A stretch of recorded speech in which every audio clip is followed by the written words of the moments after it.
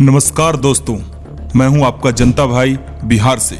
आज की जनता अगर इस जनता की बात ना सुनी तो शायद बिहार ही नहीं पूरे देश के सभी आम जन को किसी न किसी रोजमर्रे की परेशानी से जरूर गुजरना होगा। तो अध्याय 1 की शुरुआत होती है हमारी यानी कि आम जन की सुरक्षा से। याद रखिए, ये वही बिंदु है जो हमारे सामाजिक, आर्थिक, मानसिक और शारीरिक सुरक्षा के साथ हो रहे अन्याय और कुरीतियों पर प्रकाश डालता है। तो शुरुआत करते हैं शराब और चरस से। कितनी पत्नियों के पति जहरीली और नकली शराब पीकर जान जोखिम में डाल रहे हैं। कितनी माओं के बच्चे आज चरस ड्रग्स पीकर अपना घर तबाह कर रहे हैं, अपराधी बन रहे हैं। और इन सब के लिए अपने राज्य में मैं पहला दोषी मानता हूं बिहार की प्रशासनिक व्यवस्था को, जो कहीं ना कहीं कमजोर ही नहीं बल्कि अब तो ज्यादा लचीली भी है। अब कहेंगे इसका क्या सबूत है? तो धैर्य रखिए साहब, आज के इस अध्याय में मैं कुछ सबूतों के साथ आया हूं जो अफसरशाही और बिहार के प्रशासनिक व्यवस्था पर तमाचे की तरह पड़ेगा। जग जाहिर है कि आए दिन पूरे बिहार के साथ साथ पटना की सड़कों पे चोरी, लूट और छिनतई मारपीट के वारदात होते रहते हैं और फिर उन्हें FIR लिखाकर या सनहा लिखवाकर उसकी प्रति को ज्यादातर फाइलों में सड़ने के लिए छोड़ दिया जाता है। बरामदगी और इंसाफ तो 10% से भी कम होती है, यानी कि शिथिल प्रशासनिक सेवा। ये तब तक कोई ठोस कदम नहीं उठाते जब तक कि चाय पानी न दिया जाए। खैर, ये बात हुई आम जन की और कमजोरों की। अब बात करते हैं कि आखिर ये अपराध हो क्यों रहे हैं, आखिर क्या कमी है हमारे बिहार पुलिस में। इनमें से कुछ घूसखोर अपनी आमदनी से ज्यादा संपत्ति कैसे बना लेते हैं, और चाहे बलपूर्वक हो या राजनीति से कैसे आवाज उठाने वालों को दबा दिया जाता है।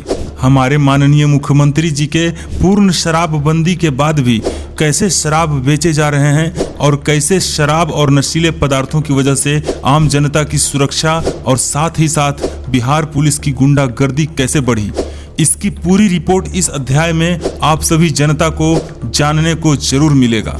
और ये भी जानने को मिलेगा कि अफसरशाही कैसे जनता को खोखला करती जा रही है। तो अंत तक बने रहें और अपने राज्य बिहार के साथ पूरे देश की जिम्मेदारी लेते हुए बदलाव के मेरे इस अकेले की लड़ाई में मेरा साथ देने के लिए इस चैनल को सब्सक्राइब जरूर करें और नोटिफिकेशन बेल को भी दबाएं, ताकि मेरे अगले अध्याय जो कि फिर किसी न किसी प्रशासनिक कमजोरी को दर्शाएगा वो वीडियो आप तक जरूर पहुंचे। तो बिना देर किए पोल पट्टी का पिटारा खोलते हुए लेके चलते हैं आपको ऐसी जगहों पर जो कि बिहार पुलिस की पोल पट्टी खोल देगी। जी हाँ, मैं बात कर रहा हूँ बिहार की राजधानी पटना में ही मेरे ग्राउंड स्टिंग ऑपरेशन के अनुसार बिहार पटना पुलिस लाइन के ठीक सटे सिटी सेंटर मॉल के इस दक्षिण वाले मुसहरी में बेली रोड जगदेव पथ पिलर नंबर 15 के दक्षिण इस वाले मुसहरी में बेली रोड के ही रुकनपुरा मुसहरी में जो कि यहाँ पर है, और पाटलिपुत्र रेलवे स्टेशन के निकट इस वाले मुसहरी में धड़ल्ले से शराब बनाई और बेची जाती हैं।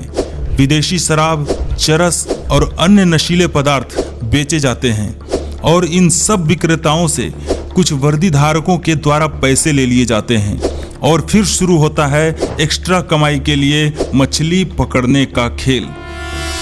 यानी कि जैसे ही कोई यहाँ से शराब लेकर या पीकर निकलते हैं तो अपने बिहार पुलिस के तथाकथित गुंडे इन्हें पकड़ लेते हैं और फिर इनकी फैमिली को फोन करवाते हैं। फिर उनको जेल ना भेजने के एवज में इनसे मोटी रकम वसूली जाती है। ये पैसे खुद के हाथों में नहीं लेते बल्कि वहाँ के नामचीन स्थानीय अपराधी को देने बोलते हैं और उनका डर दिखाते हैं कि उसको पैसा दे देना, हम उसी से लेंगे, और अगर पैसा नहीं दिया या पलटा तो उसे तो तुम जानते ही हो, 4 मर्डर किया है वो, तू अपना देख लेना। चलिए, ये तो बात रही फिशिंग की, पर क्या आपको पता है कि ऐसे गैर कानूनी बिक्री के लिए मुसहरी जैसे जगहों को ही ये पुलिस वाले क्यों छूट देते हैं? चलिए बताता हूँ। पहला, ये सफाई कर्मी का अड्डा होने की खातिर पर्दा मिल जाता है कि सफाई कैसे करेंगे घर जो पिएंगे नहीं।